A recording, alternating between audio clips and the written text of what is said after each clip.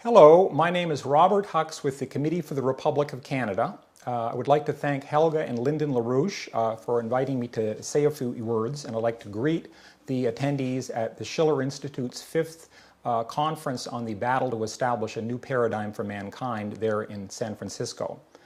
I'd like to begin first by describing the intervention of the Committee for the Republic of Canada going back several months into our nation's capital in Ottawa, where we've been meeting Canadians on the streets of Ottawa and also in face-to-face meetings with both members of Parliament and in some cases with senators.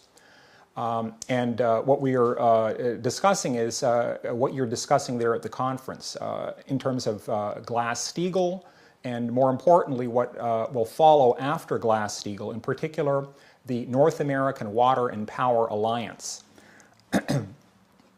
Now, I have to say that what we found is that in the case of several of these members of Parliament and their aides, once they got the picture that GlassSteagall is something that has to happen, we saw that they went through a process of a shake-up in some of their axioms. For example, one aide to a member of Parliament that asked me, well, does this mean that you actually want to develop the Arctic? You're going to be totally changing the environment. But this is exactly what we have to do. People, I'm sure, are aware that right now in the prairie provinces of Canada, and extending also into the Dakotas, you have very unusual flooding right now in Calgary and elsewhere. Now, this is an area that often, in the case of the Saskatchewan River, has not enough water. And we're told that there's not enough water, so you can't have allocations of water for agriculture, for industry. We're also told that in the cases like now, when you have too much water, there's nothing you can do about it. This is the sentiment behind a bill that has just been passed into law in Ottawa called Bill C-383, the so-called Transboundary Water Protection Act, which basically what we're seeing is that even some people in our nation's capital are seeing under these circumstances, this is a little bit ridiculous.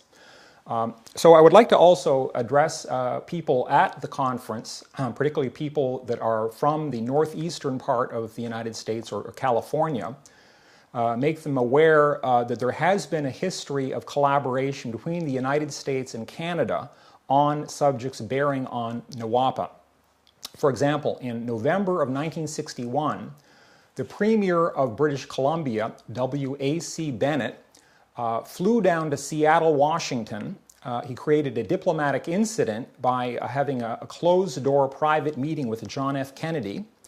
The only explanation is that, in fact, what W.A.C. Bennett did, this is 10 months after the signing of the Columbia River Treaty, he made it clear that the Columbia River Treaty would not be allowed to go ahead unless the conditions that he was demanding for the development also at the same time of the Peace River.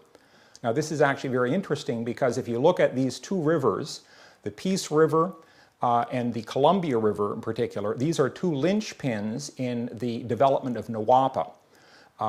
The Peace River being the place that you would divert water that normally would flow northward into the Arctic in the Mackenzie River Basin.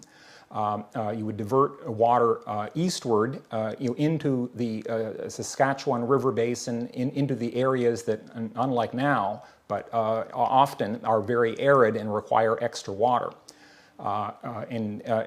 This water could also be made available, into the Dakotas, the Missouri River system, into the Mississippi River.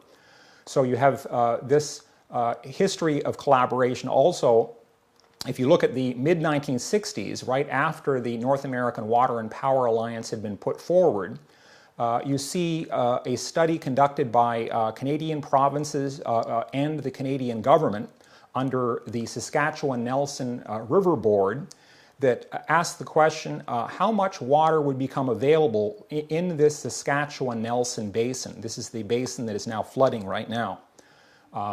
And they said if we were to build 55 new dams, or up to 55 new dams, and consider 23 river diversions. So if you look at the plans that they were looking at, this is actually going through elements of NWAPA. So this openness to collaborate with the United States on these areas that could have allowed us to solve the problems that you now have in this area was there. So with that, I would like to just extend again my greetings to the attendees at the Schiller Institute conference. And I would like to look forward to collaborating with people there on what we have to do to make this happen. Thank you.